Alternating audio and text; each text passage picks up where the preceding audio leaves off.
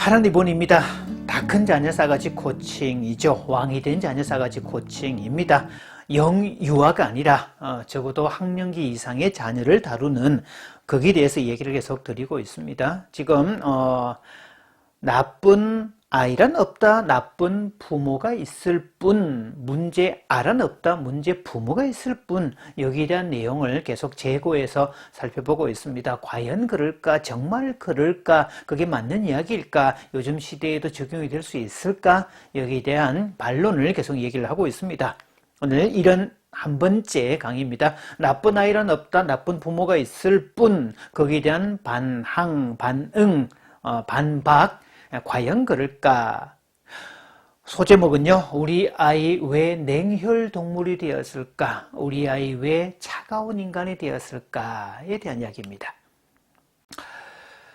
요즘에 부모들의 볼멘 소리가 많습니다. 우리 아이 왜 저렇게 차가울까요? 왜 저렇게 냉소주의가 되었을까요? 왜 저렇게 냉혈 동물이 되었을까요?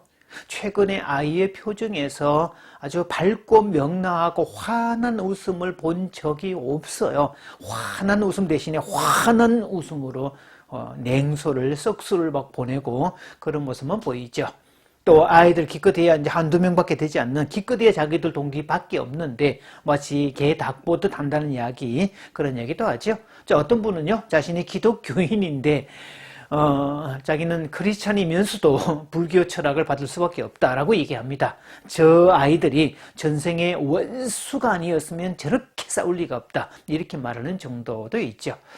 심지어는요, 부모가 아프다고 해도 눈 하나 깜짝하지 않아요. 부모가 아프다고 하면 적어도 뭔가 이래도 좀 태도를 좀 보이고 좀 불쌍히 여기는 표정이라도, 안타까운 표정이라도 지을 줄 알았는데 부모가 아프다고 해도 썩수를 보내고 냉소주의를 일관하는 모습을 보면 참 어떨 때는요, 내 자식이지만 진짜 무정하다 싶을 때도 많습니다. 아이와 이야기를 하다 보면 냉기가 도릅니다. 냉기가 싹 돌면서 오싹해집니다.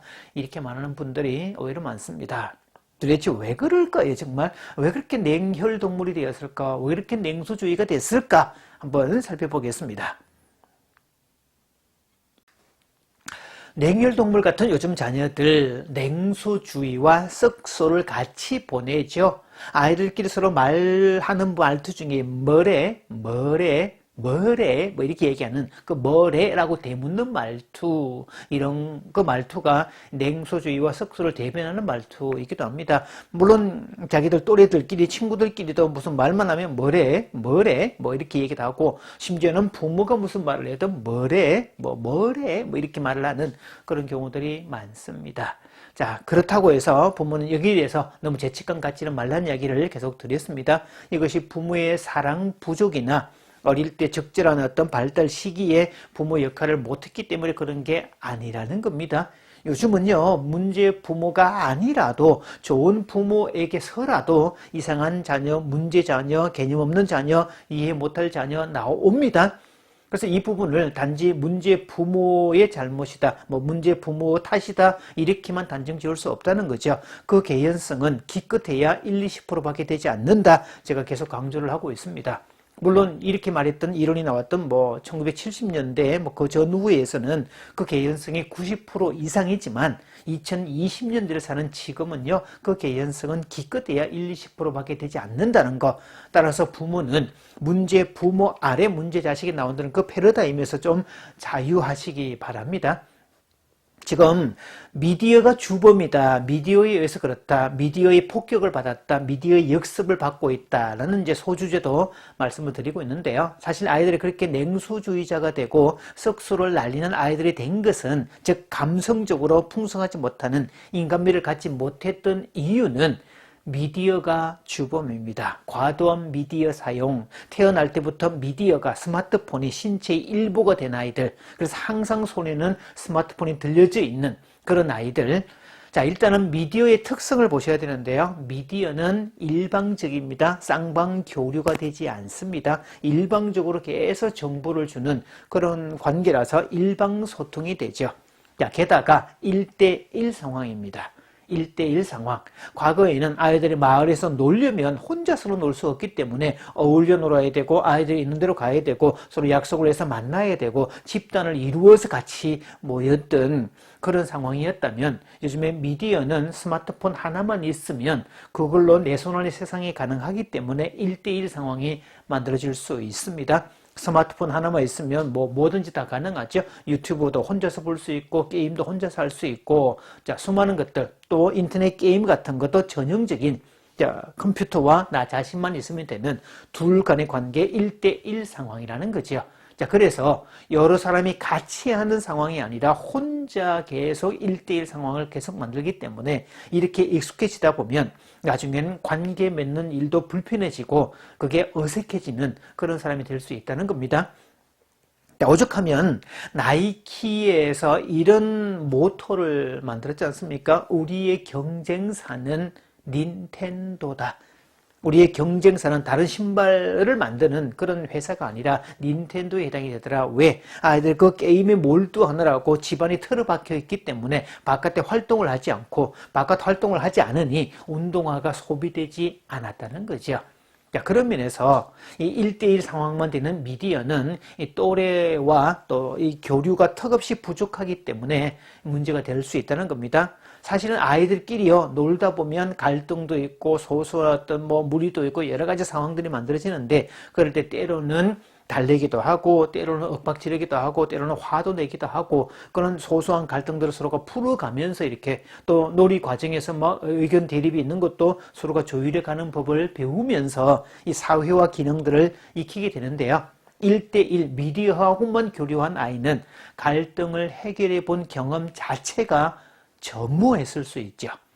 그러니까 갈등을 해결해 본 경험이 전무하니까 어떤 갈등 상황이 생기면 그걸 어떻게 해결해야 될지도 모르고 그 갈등 상황 자체가 불편하기 짝이 없게 느껴집니다.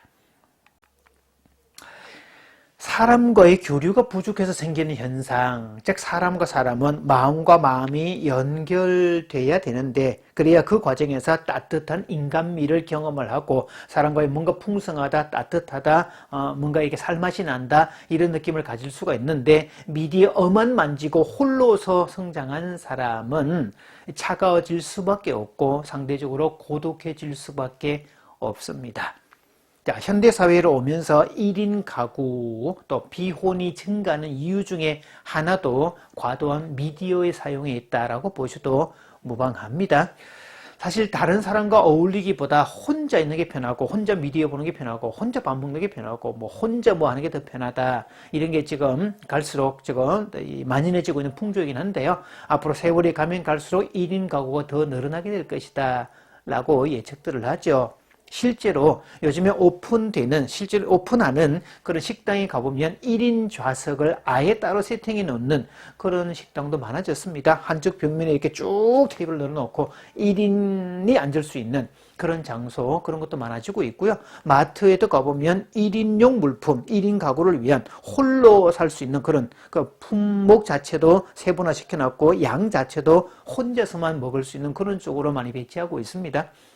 자, 얼마 전부터는요, 통신사 광고에서 가족 결합이라는 그런 개념을 설명을 하면서 앞으로는 1인 가족도 가족이다. 1인 가족도 가족이다. 이런 패러다임을 계속 얘기를 하고 있죠. 그렇다면 어떻게 해야 될까? 일단은 미디어에 의해서 1대1 상황만 있었고 교류 양이 턱없이 부족했기 때문에 사람과의 교류하는 시간, 교류하는 양 자체를 늘려야 되겠죠. 일단 집에서는 미디어 끄는 날, 스마트폰 안 보는 날, 하다못해 식탁에서라도 스마트폰 가지고 오지 않기 이런 것들이 필요하죠. 최근에 행복론을 얘기하는 많은 사람들은요, 하루 중에 일정 시간은 스마트폰 보지 않기, 아침에 눈 뜨자마자 스마트폰부터 보는 습관이 있는 현대인들인데 아침에 일어나자마자 바로 보지 않고 일정 시간, 한두 시간까지는 일체 보지 않는 그런 연습들도 필요하다라고 얘기를 합니다. 그래서 휴일 같은 때 일정 기간 동안 미디어를 끄는 날 아니면 금지하는 날, 보지 않는 날 이런 것들도 필요하고요. 또 많은 가정에서는 아이들인 경우 또 나이가 어릴수록 일정한 시간이 되면 스마트폰을 반납하는 그런 것도 규정화시켜야 됩니다. 과도한 미디어 사용은 수면에도 방해가 되고 1대1 상황도 많아지고 학업에도 문제가 될 수 있고, 그래서 미디어 자체가 생기는 문제이기 때문에 그런 걸 적당한 통제 범위까지 적당한 어떤 사용의 선을 정하는 것은 꼭 필요하다고 볼 수 있습니다.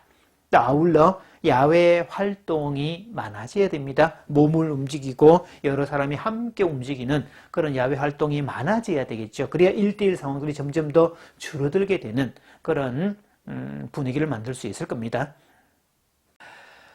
앞 시간에 제가 핵가족 자체도 문제가 있다. 핵가족, 부모, 자녀, 세대로만 구성된 핵가족도 문제가 된다. 그래서 부모, 자식 간의 접촉의 양도 턱없이 부족하고 다른 가족과의 접촉의 양이 턱없이 부족하기 때문에 한 아이가 한 인격체로 성장하는 과정에서 들어서야 될 기본적인 양인 턱없이 부족한, 사실 아이는 들어본 적이 없는 그런 경우도 많다고 볼 수 있죠. 따라서 교류의 양이 적었기 때문에 부모는 인위적이라도 억지로라도 가족과의 접촉의 빈도수를 많이 늘려야 됩니다. 원가족도 자꾸 찾아보게 하는 거고, 조부모가 계신다면 조부모님도 자주 만날 수 있도록 하는 거고, 그리고 각종 가족 행사에 적극적으로 참여를 해야 되죠. 그리고 아이를 동반한 지인들과의 교류, 지인들과의 만남, 캠프라든지 놀러 간다든지 기타 등등 이런 행사에 자주 여러 사람을 많이 접촉할 수 있도록 그런 기회를 많이 만들어 주셔야 됩니다. 하버드 가든의 다중지능 이론을 비롯해서 많은 미래를 얘기하는 사람들은요, 미래의 인재상은 자신의 정체성이 분명한 아이, 또 동시에 인간 친화적인 아이, 이런 사람이 리더가 될 거다라고 얘기를 하죠. 그래서 과도한 미디어를 사용하면 혼자 사용하고 혼자 있는 이 아이는 정체성도 부족하거니와 관계 맺는 대인관계 지능이 턱없이 부족해서 리더가 될 수 없는 위험이 다분하다는 거죠.